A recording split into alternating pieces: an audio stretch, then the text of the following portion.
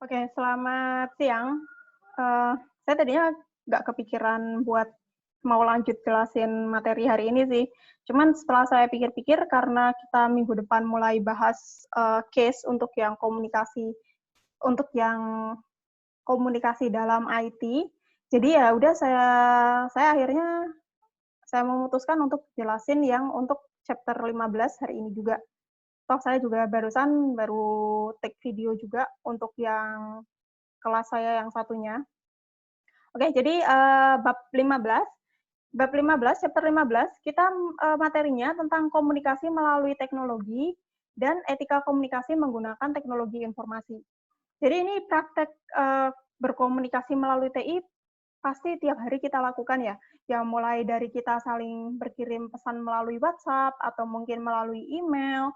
Terus kalau kalian komen-komenan di Instagram, saling DM di Instagram, saling mereply tweet yang kayak gitu, itu kan masuk ke komunikasi melalui teknologi informasi sebenarnya.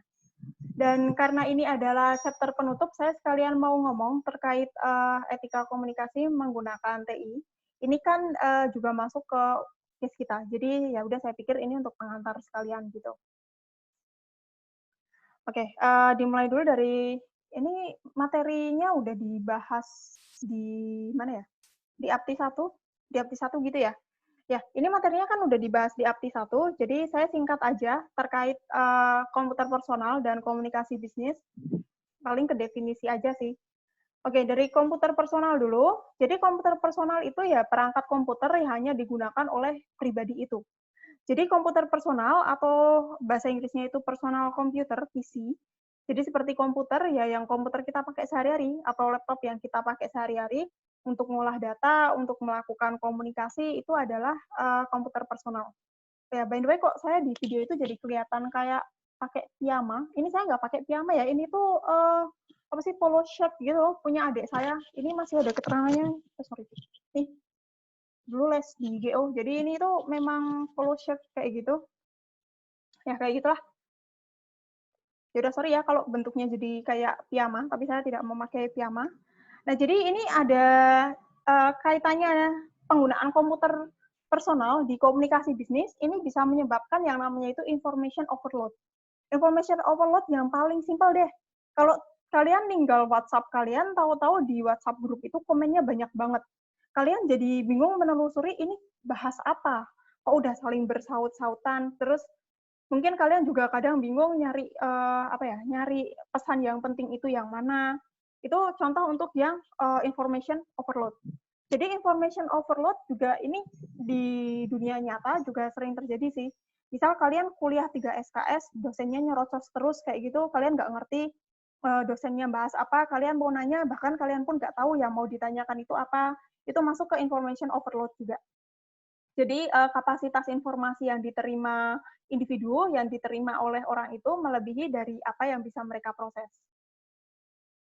Nah, itu ya. Dan karena kita memang sudah masuk ke eranya teknologi informasi, industri aja kan udah era 4 ya. Dan karena kalian itu kebanyakan, ya bukan kalian juga sih, saya, kita. Karena kita itu adalah generasi milenial, kita adalah generasi yang lahir bersama teknologi.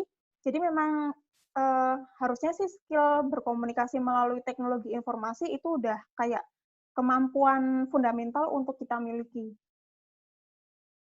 Nah, ini untuk teknologi penyimpanan data elektronik, jadi ada yang namanya intranet. Intranet itu semacam internet lokal, itu intranet. Jadi misal saya apa ya?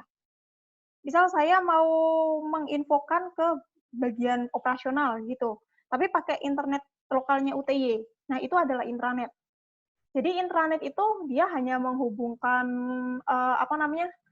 Lokasi yang satu dengan lokasi yang lain di perusahaan yang sama. Jadi bisa aja intranet itu untuk satu apa ya? Kalau intranet kayaknya sih tidak, kalau lintas anak usaha saya kurang tahu. Tapi misal ada perusahaan A, perusahaan itu ada di Sleman, terus ada perusahaan A yang di Kulon Progo. Terus mau saling berkomunikasi. Nah, itu bisa pakai intranet. Kayaknya ini saya jadi kelihatan pakai piyama karena rambut saya itu mungkin rambutnya saya gerai aja. Nah, terus ini Agar bisa berkomunikasi menggunakan intranet, tentu saja komputer yang akan digunakan untuk berkomunikasi itu harus dipasangi sistem operasi yang mendukung untuk intranet tadi. Jadi misal kayak apa ya, semacam sisfonya perusahaannya. Jadi komputer yang ada di Sleman, komputer-komputer karyawan yang ada di Sleman, dan komputer-komputer karyawan yang ada di Kulon Progo itu harus terpasang sistem informasi yang mendukung penggunaan intranet tadi. Terus kenapa kok intranet itu ada? Harapannya intranet itu karena dia itu penggunaannya lokal untuk perusahaan itu aja. Jadi karyawan yang ada di perusahaan itu lebih gampang untuk mencari informasi yang dia butuhkan dari intranet tadi. Karena kan intranet itu biasanya kaitannya dengan knowledge management ya, untuk penyimpanan informasi juga. Jadi kalau mau nyari apa, nggak usah nyari orang, langsung aja dicari di intranetnya. Kemudian ada extranet. Kalau extranet ini nanti dia penghubung dari perusahaan ke luar perusahaan. Misal dari perusahaan itu ke supplier, ke pemasok, atau dari perusahaan ke customer, atau dari perusahaan yang satu ke perusahaan yang lain. Untuk saling berkomunikasi itu pakai extranet. Nah, terus ini peralatan yang bermanfaat untuk berkomunikasi secara efektif. Ini saya nggak tahu kalian udah familiar semua apa belum. Jadi ada wireless network untuk Wi-Fi. Jadi kalian pasti udah tahu semua Wi-Fi itu apa. Nah, ini adalah contoh perangkatnya. Terus ini ada electronic presentation seperti Zoom yang sebelumnya pernah kita pakai di awal-awal sebelum Zoom rame terhadap isu pembobolan dan penjualan data.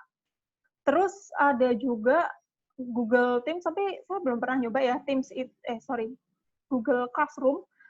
Terus ada Microsoft Teams. Kalau Microsoft Teams pernah saya coba bersama teman-teman dosen, tapi memang saya nggak pakai ke kalian. Terus ada electronic presentation itu untuk support presentasi aja. Kalau virtual meeting spaces seperti Zoom kayak gitu, itu lebih ke sini. Terus seperti Telkomsel itu punya apa sih namanya? Apa X kayak gitu saya lupa. Ini Telkomsel juga menawarkan virtual meeting spaces. Terus termasuk Teams juga. Teams itu bisa dipakai untuk virtual meeting spaces juga. Unified communication. Jadi ini komunikasi yang sifatnya itu udah terintegrasi, udah menyeluruh kayak gitu. Jadi dalam satu perangkat bisa digunakan untuk macam-macam kegiatan komunikasi. Terus ini share workplace atau apa ya? Ranah kerja bersama. Ya, bisa dibilang kayak gitu. Ini misal semacam sistem operasi yang bisa dikelola bersama gitu loh, shared workspaces. Terus lagi ini untuk kolaborasi. Untuk kolaborasi bisa pakai social networking. Social networking mungkin saya nggak tahu kalian itu familiarnya sama apa, sama Twitter, sama Facebook, sama Instagram, atau dengan yang lain, itu contoh untuk social networking. Terus ada wikis, entah Wikipedia atau WikiHow. Ya, kayaknya cuma Wikipedia sama WikiHow aja ya, semacam pengganti ensiklopedia gitu. Terus ada web-based meeting. Jadi ini meeting berdasarkan web, ya seperti Zoom tadi, atau Jitsi juga bisa. Terus untuk video conference dan telepresence, ini untuk presentasi jarak jauh. Sebenarnya kalau mau video conference, kalau misal pesertanya dikit kan pakai WhatsApp, video call WhatsApp atau lain kan bisa ya. Itu juga bisa masuk ke situ. Terus ada crowdsourcing and collaboration platforms. Jadi seperti apa ya, misal kayak Quora mungkin. Kalau Quora itu kan kalian bisa nanya, terus nanti yang jawab itu kan bisa banyak sumber. Gitu. Terus ada Yahoo tuh, saya lupa ya, Yahoo tuh kalau nggak salah punya Yahoo Answer atau apa. Jadi kalian bisa menanyakan pertanyaan di situ, terus nanti orang yang tahu bisa muncul sebagai anonymous atau menyertakan nama untuk menjawab pertanyaan kalian. Terus lagi ini untuk sharing informasi, jadi ada community Q&A, jadi seperti Quora tadi, memang ada komunitas yang untuk tanya jawab. Kalau kalian tahu Kaskus itu kan juga ada juga komunitas untuk tanya jawab itu. Terus, ini untuk newsfeed, sama kurang lebihnya seperti Kaskus juga, Kaskus kan menghadirkan berita juga ya. Terus social tagging and bookmarking, ini memudahkan kalian untuk mencari informasi yang lebih spesifik dengan social tagging. Social tagging itu ya hashtag kayak kalau di apa namanya di Instagram itu kan suka ada hashtag, nggak hanya Instagram sih, termasuk Facebook dan Twitter. Sekarang kalian kan bisa menelusuri pakai hashtag juga. Terus ini interactive data visualization, ini gambaran aja sih, bagaimana data yang satu dengan data yang lain itu saling terkoneksi satu sama lain di ranah global sekarang ini. Kalau ini software SCM, saya nggak tahu software SCM itu contohnya apa, tapi software SCM itu ya memudahkan agar perusahaan itu bisa berkomunikasi dengan lebih baik ke supplier dan bisa berkomunikasi dengan lebih baik ke customer-nya juga.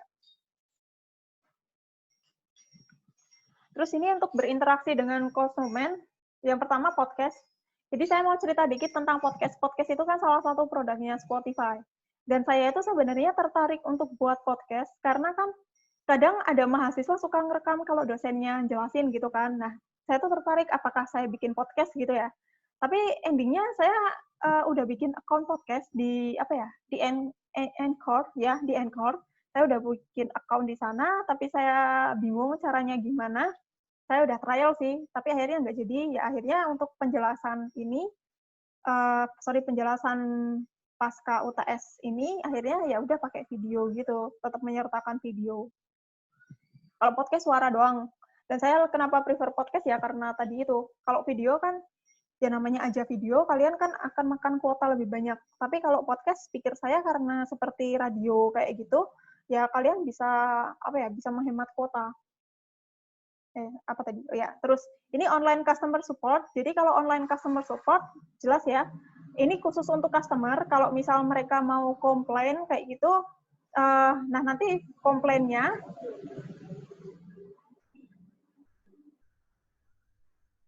kedengeran nggak sih mesin mobil pick up-nya? Ya barusan ada pick up lewat depan rumah. Nah jadi kalau online customer support ini untuk apa ya? Untuk menerima keluh kesah customer terhadap pelayanan atau produk yang dikonsumsinya, user generated content. Oh, ini apa namanya? Semacam web ya, semacam web kayak gitu, semacam forum agar satu user dengan user yang lain tuh bisa saling berbagi. Kayaknya kalau komunitas gaming punya semacam ini ya. Jadi misal kalian sesama PUBG nih ada forumnya terus saling berbagi untuk cheat yang kayak gitu. Ya nggak sih, saya bukan gamers, jadi sorry ya kalau saya salah. Blog contoh yang populer itu seperti WordPress atau Blogspot. Dulu juga saya punya blog sih. Saya bikin blog itu karena saya terinspirasi sama Raditya Dika. Cuman blognya terabaikan, jadi ya bye. Microblogging itu contohnya Twitter. Jadi kalau blog itu kita bisa menuliskan lebih banyak karakter, kita bisa menuliskan lebih banyak hal dibandingkan dengan microblogging. Kalau Twitter dulu pas awal-awal itu kan hanya dibatasi 140 karakter. Kalau sekarang kan bisa lebih panjang tuh Twitter buat nge-tweet. Kalau komunikasi melalui internet, jadi internet itu, ini kalau kalian udah tahu semua ya internet itu apa, saya akan membacakan aja definisi internet, pengertian internet menurut KBBI, Kamus Besar Bahasa Indonesia. Jadi internet itu adalah jaringan komunikasi elektronik yang menghubungkan jaringan komputer dan fasilitas komputer yang terorganisasi di seluruh dunia melalui telepon dan satelit. Jadi dengan internet nggak masalah, kalian mau di Wonosobo, kalian mau di Aceh, kalian mau di Malaysia, kalian mau di Eropa, mau dimanapun, kita bisa berkomunikasi secara real time. Nah, manfaat internet cepat, ya. Kebayang nggak sih kalau kalian ngirim surat pakai pos dibandingkan dengan kalau ngirim surat pakai email? Kan jauh lebih cepat ngirim surat pakai email, hemat biaya, karena paling kalau biaya yang keluar kan paling biaya untuk beli kuota atau biaya biaya WiFi kalau kalian pakai WiFi. Terus bisa dilakukan di mana aja. Kalau bikin surat kalian kan harus ke kantor pos, harus menyerahkan surat surat fisiknya. Kalau email kan kalian sambil rebahan juga bisa. Terus ini mempermudah korespondensi bisnis. Tentu saja jauh lebih mudah karena yang pertama lebih cepat, terus lebih hemat juga dan bisa dilakukan di mana aja. Terus untuk menyimpan catatan, Jadi kalian nggak perlu, kalau misal mau kirim surat, suratnya kan harus digandakan untuk bukti kalian. Tapi kalau dengan adanya internet, kirim email, ya udah selama send apa ya, selama send items-nya tidak dihapus, kan kalian masih punya history di sana. Oke, kita masuk ke komunikasi etis, ke etika komunikasi. Sebenarnya saya bisa berbicara banyak, tapi saya nggak ingin terlalu bertele-tele.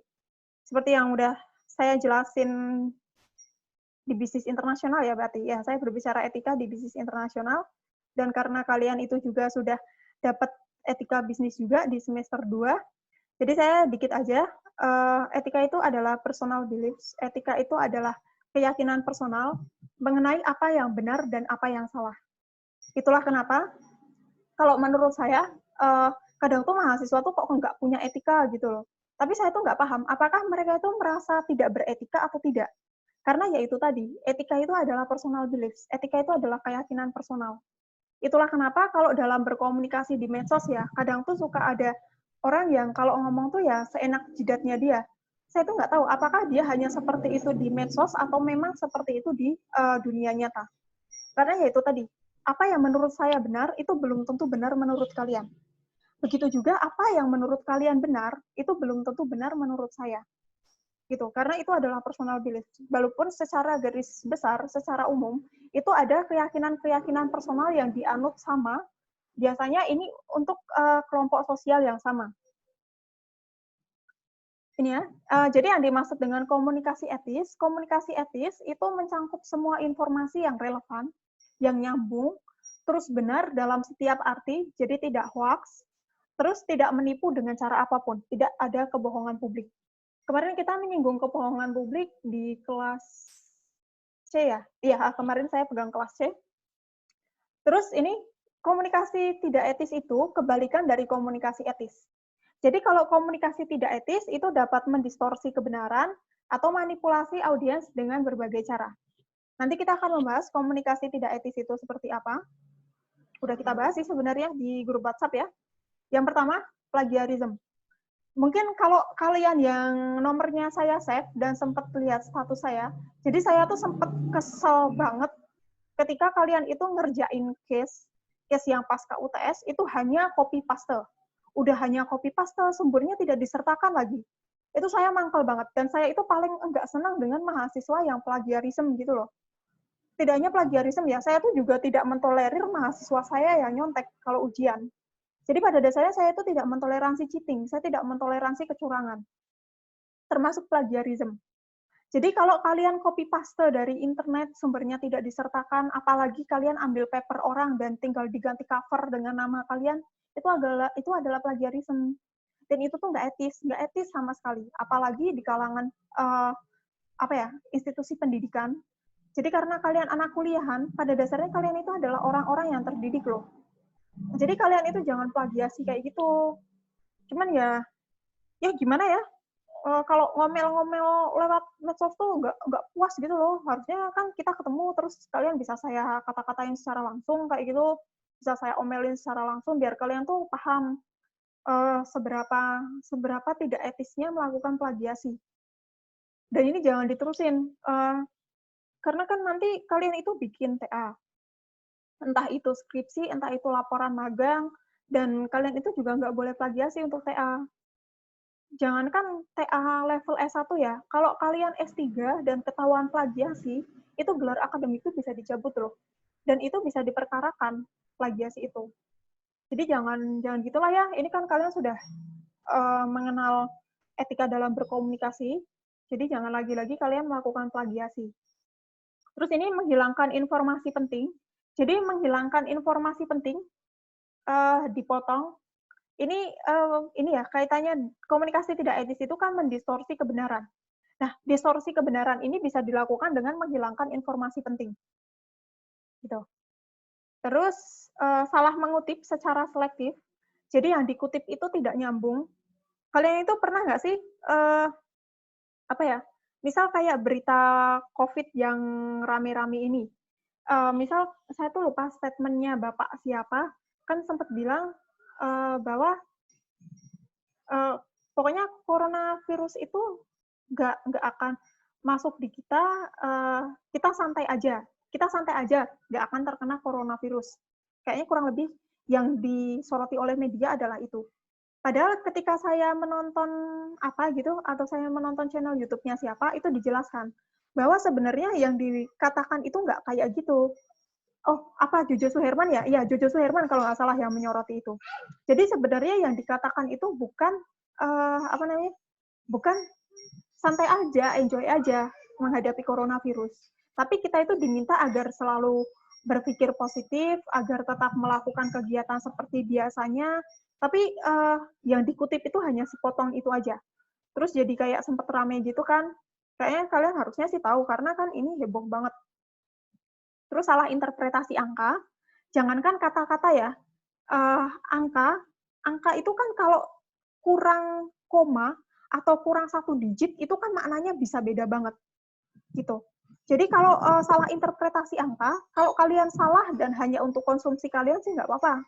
Tapi itu jadi tidak etis ketika kalian salah interpretasi angka dan dipublikasikan. Gitu. Itu the main problem-nya adalah itu. Terus distorsi visual, ini jadi distorsi visual itu semacam ini ya, menghilangkan informasi penting atau dia itu mengambil gambaran hanya secara selektif. Ini contoh-contohnya sudah kita bahas dan saya udah share beberapa contoh distorsi visual ke kalian di grup WhatsApp, termasuk distorsi visual yang terjadi di dunia bisnis.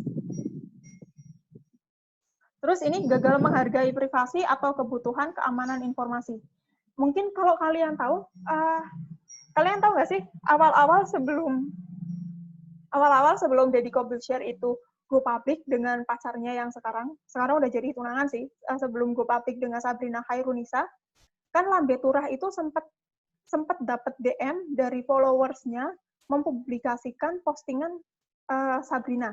Ya, Sabrinanya itu nyium pipinya Deddy Corbuzier. Nah, itu adalah contoh komunikasi tidak etis.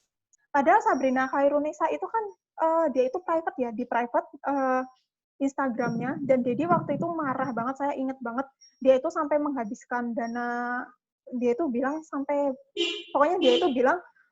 biayanya mahal banget sih untuk men-tracking orang itu. Jadi yang ngirim informasi ke Lambe Turah itu di-tracking oleh Deddy Corbuzier, dan dia memang menghabiskan dana besar, tapi akhirnya orangnya ketangkep.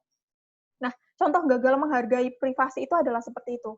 Jadi jadi kalian itu jangan sembarangan mempost postingan teman kalian, termasuk postingan-postingan postingan-postingan yang bukan hak kalian untuk memposting gitu loh. Terutama kalau misal memang teman kalian itu akunnya itu di private, terus misal dia ada foto nggak pakai kerudung gitu. Terus jadi misal gini, contoh ya, misal teman kalian itu nggak pakai kerudung, terus dia upload foto dan upload fotonya itu untuk close friend di Instagram.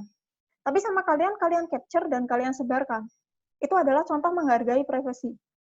Dan saya nggak mau berbicara, saya nggak mau dengar excuse, ya salahnya sendiri, udah tahu kerudungan, kenapa di-share? Itu adalah haknya dia sebagai pribadi. Jadi saya nggak mau ngurusin apakah itu dalam agama tidak boleh atau apa, itu bukan ranah saya untuk membahas itu. Ranah saya yang saya soroti adalah ketika kalian itu men-share informasi yang sifatnya hanya untuk kalian, dan kalian sebarluaskan, itu kalian sudah melakukan komunikasi tidak etis. Kalian sudah gagal menghargai privasi teman kalian.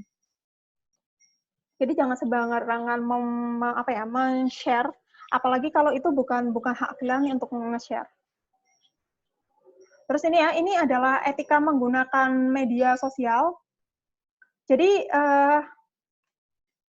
saya nggak tahu harus mulai dari mana. Kayaknya kalau kita diskusi ini, kita bisa diskusi dari A sampai dari A sampai Z.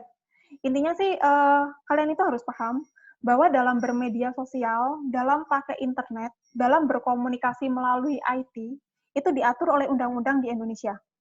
Undang-undang itu adalah Undang-Undang Nomor 19 Tahun 2016 tentang perubahan atas Undang-Undang Nomor 11 Tahun 2008 tentang Informasi dan Transaksi Elektronik, UU ITE.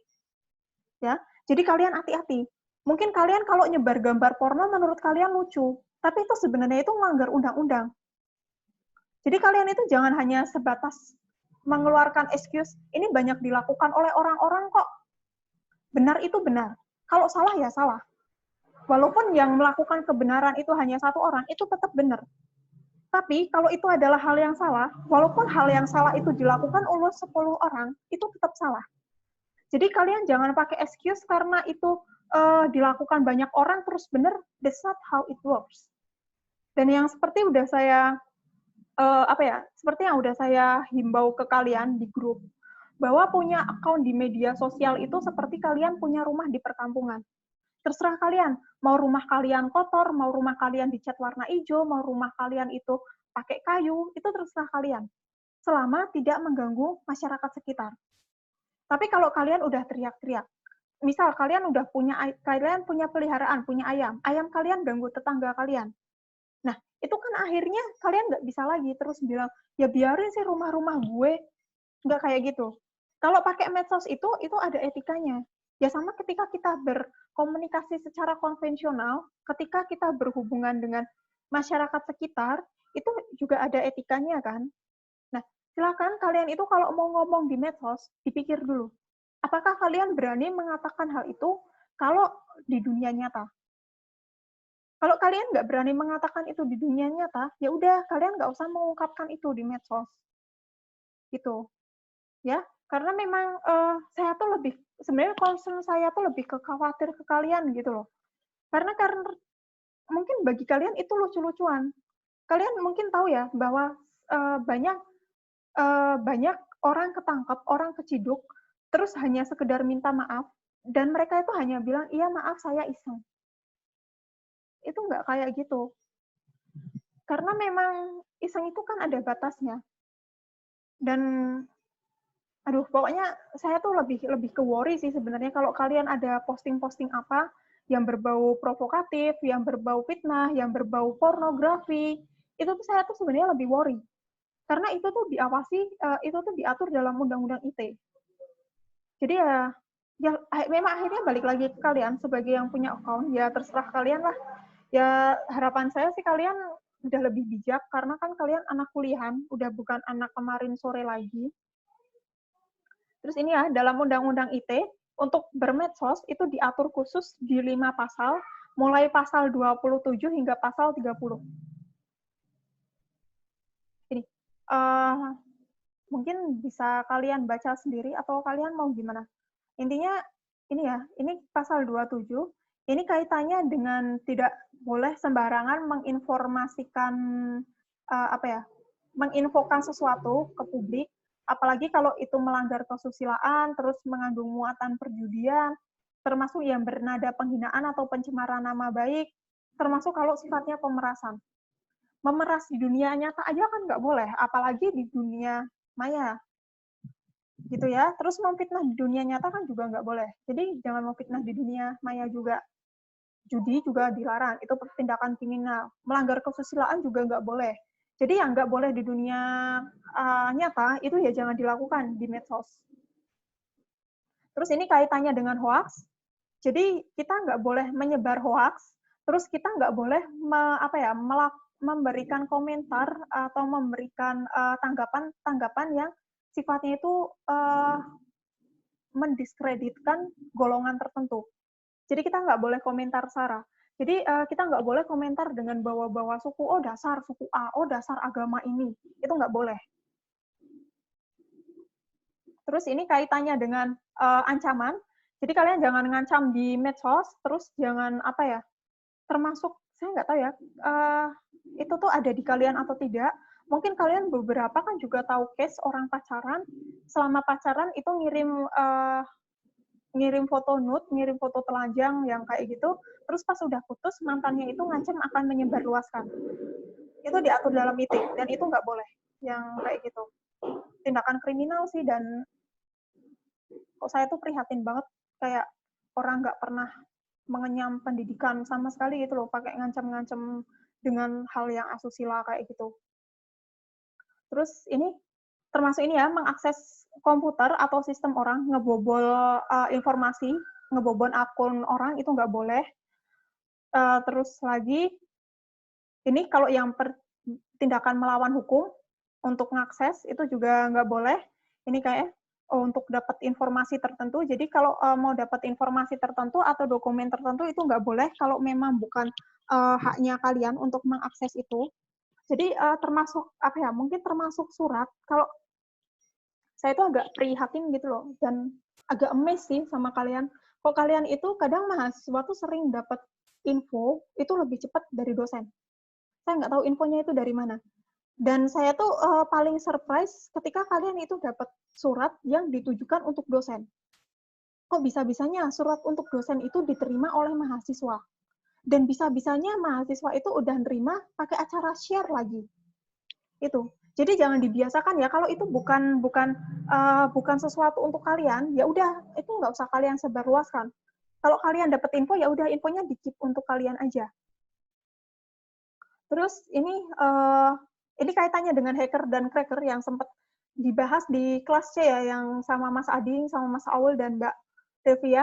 Ini ya, ini juga nggak boleh kita ngebobol sistem keamanannya orang. Oh, udah ya. Materinya dikit aja sih, dan materinya itu gampang. Saya lebih banyak penekanan ke etika, karena mungkin kalian sering dengar istilah manners make man.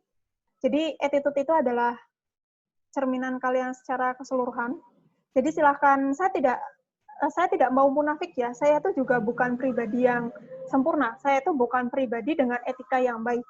Tapi setidaknya kalian itu kalau mau konyol-konyolan, mau melakukan sesuatu yang bego, atau mungkin mau melakukan sesuatu yang asusila, itu diperhatikan dulu. Kalian itu melakukannya di mana? Di situ tuh ada siapa aja. Jangan uh, jangan mentang-mentang hanya dengan excuse, ini lucu kok, terus atau mungkin excuse yang paling enggak banget, loh, yang lain juga punya, yang lain tuh juga melakukan, yang enggak kayak gitu. Tapi ya akhirnya kembali lagi ya, karena etika itu adalah personal belief, ya silakan kalian nilai sendiri. Mungkin yang bagi saya tidak etis, bagi kalian mungkin etis. Ya saya nggak tahu lah, pokoknya ketika kita sudah berkomunikasi dengan orang lain, ketika kita sudah melibatkan orang lain, kita tentu saja harus mempertimbangkan apa ya, value-value, nilai-nilai yang dianut oleh lawan bicaranya kita. Gitu. Itu aja paling dari saya. Ya paling itu aja sih, saya udah deh, nggak mau ngomong lagi, orang puasa ini nanti saya aus lagi. Ya, oke, itu ya untuk materi lain, yang materi-materi sebelum UTS, yang materi-materi setelah UTS yang awal-awal saya jelaskan pakai Zoom, nanti akan saya bikinkan videonya menyusul. Gitu ya. Oke, selamat siang Mas, Mbak sekalian.